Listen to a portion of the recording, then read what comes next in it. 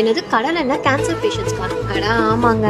கடலெண்ணெயில் vitamin E அதிகமாக இருக்கும். இது ஃப்ரீ ரெடிகல்ஸை ஃபைட் பண்ணி செல் டேமேஜை தடுக்கும்.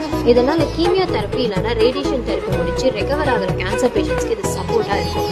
கேன்சர் ட்ரீட்மெண்ட்டுக்கு அப்புறம் பலருக்கு ஹார்ட் ரிலேட்டட் ரிஸ்க் வரும். ஸோ கடலெண்ணெயில் இருக்கிற மோனோ அன்சாச்சுரேட்டட் ஃபேட்ஸ் ஹார்ட்டை பாதுகாக்கும்.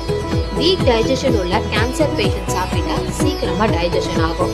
கடலெண்ணெயில் இருக்கிற ரெஸ்வோட்டல் ஒரு நேச்சுரல் இன்ஃப்ளமேட்டரி காம்பவுண்ட். இது பாடியில் உண்டாகும் ஸ்வெல்லிங், பெயின், டயர்ட்னஸ் குறைக்க உதவும்.